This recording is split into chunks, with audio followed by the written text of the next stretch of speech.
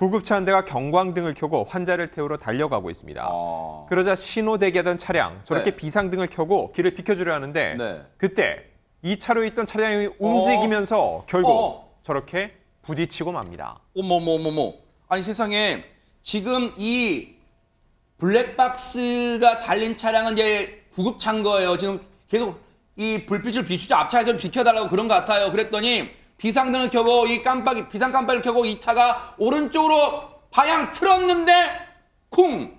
허주연 변호사님, 저 차 입장에서는 지금 좋은 일 하려다가 지금 사고가 난 셈이에요. 그렇죠. 저 차 운전자 입장에서는 좋은 뜻으로 당연히 비켜줘야 되니까 한 건데 참 황당하고도 참 안타까운 사고인데요. 네. 사건은 지난 1일 밤 9시 10분쯤 전남 목포시의 한 도로에서 벌어졌습니다. 아하. 보신 것처럼 1차로에서 신호 대기하던 차량 왼쪽에 보이시죠? 네. 뒤에서 구급차가 오는 걸 보고 진로를 양보해주기 위해서 네. 저렇게 우회전해서 크게 돌아서 옆 차선으로 이동을 하는데 네. 이 차로에 있던 차량이 갑자기 저 상황에서 앞으로 움직이면서 어머. 부딪히고 만 겁니다. 어머. 운전자가 1차로 정차해서 신호 대기를 하던 와중에 뒤에 구급차가 오니까 긴급 상황인가 보다 해서 2차로를 비켜주는 순간 사고가 발생했다라고 밝혔는데요. 네. 그런데 당시 구급차가 사이렌을 울리는 상황은 아니었고요. 번쩍번쩍하는 경광등만 켜놓은 그런 상태였다고 합니다. 아니 그러면 지금 저 상황에서요. 지금 저 블랙박스에 찍힌 상황 보면 도로에 당시 신호등 상황도 나올 거 아니에요. 그럼 이 차로 있던 검은색 차량은 혹시 정주행 파란불이 켜지니까 움직인 거예요? 왜 움직인 거예요, 그때? 그러니까 그 지금 말씀하신 저 움직인 차량 그렇게 주장을 했는데 아하. 그래서 처음에는 그렇게 알고 집에 가서 블랙박스를 다시 본 거예요. 네. 그랬더니 적신호였다는 거예요. 그래요? 파란불이 아니었는데 혹시 움직였다는 블랙박스 영상 나올까요? 예, 뭐 지금 현재 어머니, 나오네, 이거 진짜. 나오죠. 어머, 지금 어머. 빨간색이잖아요. 그런데 움직였는데 이제 그 아까 뒤에서 수드람 사는 네. 본인은 파란불로 주장을 한 거예요. 아하. 그래서 이분이 경찰서에 접수하려고 했어요. 네. 그래서 접수하러 갔더니 아하. 경찰관도 뭐라고 얘기하면 본인이 잘못했는데 왜 접수하려고 하느냐 그렇게 얘기를 하면서 접수해도 결과는 똑같다라고 얘기를 했다는 거예요. 아하. 다행히 그리고 나서 이제 구급차가 나중에 와가지고 구급차에 운전하신 분이 사건을 접수하고 나서 미안하다 말을 했는데 네. 그럼에도 불구하고 경찰관이 그렇게 얘기했음에도 불구하고 이 피해를 당한 지금 이제 뒤에서 앞에서 차를 비켜줬던 분 이분은 이 사건을 경찰에 접수하기로 했습니다.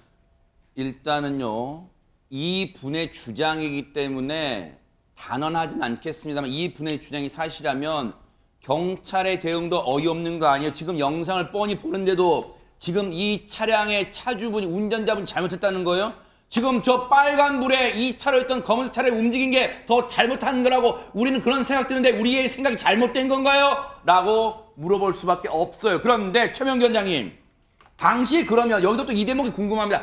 당시의 구급 차량은 앞서 우리 허주연 변호사 말씀처럼 사이렌은 울리지 않았지만 번쩍번쩍 경광등을 켜서 비켜달라는 신호를 보내고 있었어요. 진짜 근데 당시에 위급한 상황 맞았어요? 네, 맞습니다. 이제 해당 운전자가 창을 내리고 직접 소방대원한테 물었을 때 그래요? 위급한 상황이다라고 확인도 했고요. 네. 나중에 또 근무 일지까지 확인했더니 어머. 환자가 있어서 출동을 했던 위급한 상황이 맞았습니다. 아하. 자, 그러면 일단 저 구급차는 일단 위급한 상황이니까 비켜달라고 할 수는 있었던 것 같아요. 경광등을 켜면서 길을 좀 비켜주십시오, 터주십시오 했던 것 같아요. 요청할 수 있었어요. 그런데 이수영 교수님, 이 블랙박스, 즉 블랙박스 찍혔던 하얀색 차량 있잖아요. 네. 그 운전자분은 답답한 심경 같아요. 왜? 뒤에서는 구급차가 비켜달라고 했고 비켜주는 과정에서 이 차로 있던 검은색 차량이 갈 수 있는 파란불도 아닌데 들이받쳤어요. 근데 자기가 잘못했대요.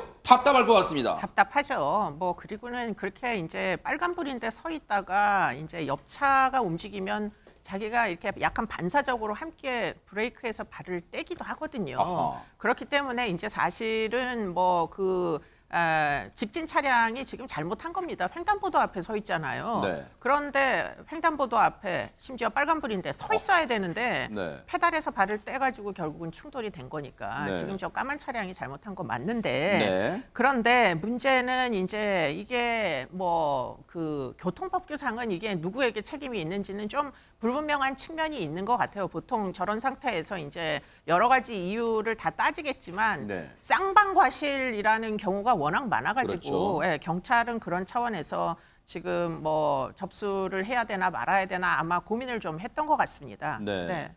아니 그러면 지금 답답하고 미치고 팔짝 뛸 노릇일 것 같아요. 지금 이 구급차 블랙박스를 지켰던 앞에 있던 1차로에 있던 하얀색 차량은요. 그런데 허주현 변호사님, 그럼 만약 저 상황에서 하얀색 차량이요. 1차로에 있던 하얀색 차량이 운전자가 나 안 돼. 못 가. 나는 움직이지 않을래. 나 원래 여기 내가 먼저 와 있어서 난 혹시 급하면 구급차가 이렇게 애둘러서 가요. 나를 피해가요. 혹시 그런 마음으로 안 움직이면 그래도 괜찮은 거예요. 어떻습니까? 도로교통법에 보면은 긴급 자동차가 저렇게 접근을 하게 되면 우선 통행할 수 있도록 양보할 수 있다가 아니고 양보해 줘야 된다라고 의무로 명시를 하고 있어요. 그래요? 그래서 이걸 인지를 하면 비켜줘야 되는 게 맞고 흰차 운전자 입장에서는 사실은 이 법을 준수를 한 거예요. 잘못한 게 제가 봐도 없어 진짜 보이고. 법에 저렇게 나와 있네요. 그렇습니다. 양보해야 한다라고 규정이 되어 있습니다. 어허. 그런데 뒷차 그러면은 과실이 아니야 이렇게 생각을 할 수가 있을 것 같은데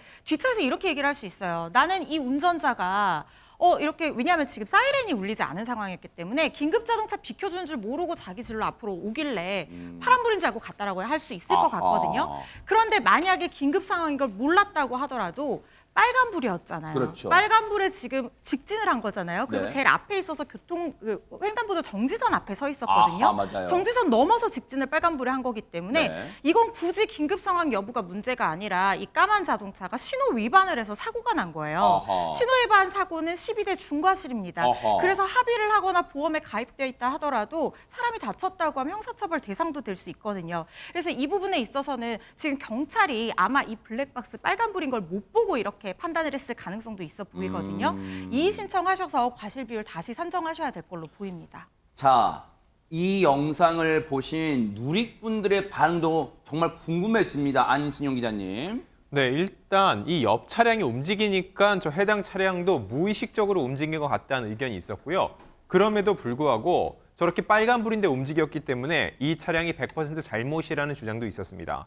그리고 더 나아가서 이거를 잘못했다고 과실을 묻는다면 과연 앞으로 누가 이런 긴급 차량을 비켜줄 것인지를 묻는 의견도 있었고요. 아하. 무엇보다 더 나아가서 이것보다 운전자분의 저런 선한 마음이 이번 일을 계기로 바뀌지 않았으면 앞으로는 비켜주지 말아야겠다 이런 식으로 마음이 바뀌지 않았으면 좋겠다는 당부도 있었습니다. 그러네요.